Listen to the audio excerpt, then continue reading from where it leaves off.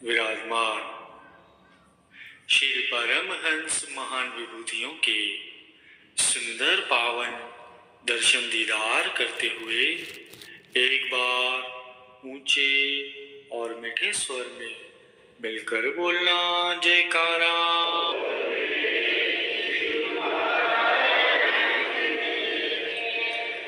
गुरुमुखों, भजन सिमरन में तरक्की के लिए हम अक्सर उदास और निराश हो जाते हैं कि हमारी भजन सिमरन में तरक्की हो रही है कि नहीं हो रही है। परंतु संत महापुरुष हमेशा अपने सत्संगों में फरमाते हैं कि संत मत में असफलता नाम की कोई चीज नहीं होती। इसे एक उदाहरण के तौर पर समझाया गया है कि जैसे चाइनीज का एक बांस होता है, इसके पौधे को आप लगाएंगे तो देखेंगे कि 1 साल तक इसमें कोई भी वृद्धि नहीं होती। 2 साल, 3 साल, 4 साल, 5 साल भी पकड़ लीजिए, परंतु इसमें कोई वृद्धि नहीं होती। 5 साल के बाद यह अचानक ही बढ़ने लगता है और जमीन से सीधा गुरु को वीडियो लाइक करना, सब्सक्राइब करना प्लीज। 40 फुट ऊपर चला जाता है। तो क्या हम ये कहेंगे कि इसमें 5 साल बाद वृद्धि हुई है? क्या इसका विकास 5 साल बाद हुआ है? नहीं, ऐसा कदापि नहीं है। बल्कि यह कहा जाएगा कि इसकी जड़ ने 5 साल लगा दिए धीरे धीरे बढ़ने में। जब इसकी जड़ मजबूत हुई तभी अचानक से बढ़ा और 40 फीट ऊपर चला गया। तो गुरुमुखों, भजन सिमरन भी ठीक इसी तरह होता है।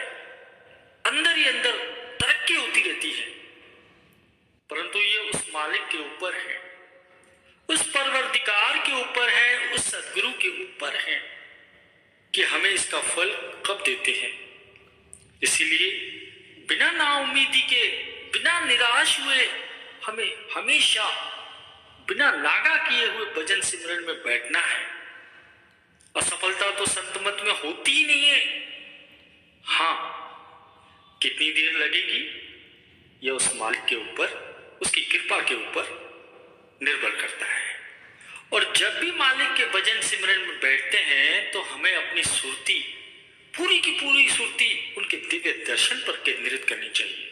और जब भी भजन में बैठते हैं तो हाथ जोड़कर, नैनों को मूंद कर उस मालिक का आह्वान करते हैं और वे आकर हमारे मस्तक पर विराजमान होते हैं। ऐसे में हमारी सुरती कहीं भटकती है तो उसको एकाग्र करने का प्रयत्न करना होगा, क्योंकि हीरा छोड़कर कंकर की तरफ ध्यान नहीं होना चाहिए। सुरती लगी रहेगी तो धीरे धीरे सुरती की और उस मालिक की दोस्ती हो जाती है और आपका भजन सिमरन इतना गहरा हो जाता है कि आप इस नश्वर संसार में अपना अस्तित्व तक भूल जाते हैं। भजन सिमरन में बहुत गहराई की जरूरत होती है, सिर्फ नियम में बनने की नहीं। फिर दिन रात का प्रत्येक क्षण मालिक की बंदगी के लिए कम और अधूरा लगता है। भजन सिमरन निरंतर करते रहने से मनुष्य की जो शत्रु है, ये जो 5 विकार हैं, ये धीरे धीरे विनष्ट होते जाते हैं और मनुष्य की आंतरिक अवस्था बदलने लगती है। वो अंतर्मुखी होने लगता है और मौन रहना पसंद करता है। मौन में बड़ी शक्ति है। साधक और गुरुमुखों ने दिन में कम से कम 1 से 2 घंटे मौन रहना चाहिए। इसमें भजन सिमरन में काफी तरक्की होती है और मन को एकाग्र करने में सहायता मिलती है। ऐसे ही एक बार की बात है, एक जमींदार था। जमींदार सारा दिन खेत में काम करता था और उसकी पत्नी घर का काम करती थी। अब दोनों ही पति और पत्नी दोनों ही गर्म स्वभाव के थे। थोड़ी थोड़ी बात पर, किसी न किसी बात पर क्लेश होता रहता था उनका, दोनों में ठन जाती थी। कभी कभी तो ऐसा होता था कि उसकी पत्नी जो खाना बनाती थी, बनाया बनाया खाना भी बेकार हो जाता था।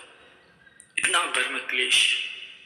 एक दिन उसकी पत्नी अपने रिश्तेदार के यहाँ जाती है तो वहां उसे एक बुजुर्ग महिला मिलती है। बातें चलती हैं तो बातों बातों में जमींदार की जो पत्नी है वो उस बुजुर्ग महिला को बताती है कि मेरे घर वाले का जो मिजाज है बड़ा ही चिड़चिड़ा है, छोटी छोटी बातों पे लड़ते रहते हैं, आए दिन क्लेश होते रहता है। कभी कभी तो ऐसा होता है मैं जो रसोई बनाती हूँ पूरी की पूरी बेकार चली जाती है। इस पर उस बुजुर्ग महिला जमींदार की पत्नी से कहती है कि बहन, ये कोई बड़ी बात तो है नहीं, ऐसा तो हर घर में होता रहता है, छोटे छोटे क्लेश तो हर घर में लगे रहते हैं, परंतु फिर भी अगर तू दुखी है तो मेरे पास इसका एक अचूक इलाज है, बोलो तो दे दूं तुम्हें। तो महिला बोलती है, बहन नेकी और पूछ पूछ, जल्दी से दे दो मुझे। तो बुजुर्ग महिला उनसे कहती है कि एक तावीज देती हूं, उसे तुम ना मुंह में दांतों तले, गुरु को वीडियो लाइक करना, सब्सक्राइब करना प्लीज। और जब भी तुम्हारा पति तुम्हारे साथ लड़ाई करे तब तुम उस तावीज को अपने मुंह में रखकर उसे ढीला नहीं छोड़ना, कस के दबा के रखना। तुम्हारा पति अपने आप ही चुप हो जाएगा। तो बुजुर्ग महिला अंदर गई और एक कोरे कागज को लपेटकर साफ प्लास्टिक की एक पन्नी में पैक करके एक चीज उसे दे दी। अब जमींदार की जो पत्नी थी वो खुशी खुशी अपने घर पर आई। अब घर पर आकर तावीज की परीक्षा लेनी शुरू कर दी। अब जब भी जमींदार उससे लड़ाई करता तो वो तावीज को मुंह में रखकर दांतों तले दबा के रख लेती थी। अब ऐसा निरंतर क्रम चलते रहा।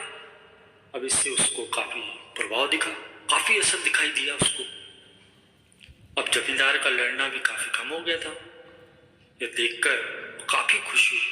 अब खुशी खुशी उस बुजुर्ग महिला के पास गई और उनसे कहने लगी कि बहन, आपका तावीज तो कमाल का है। इस पर बुजुर्ग महिला ने जवाब दिया कि बहन, ये जो तावीज मैंने तुम्हें दिया था ना, उसने कोई कमाल नहीं किया है।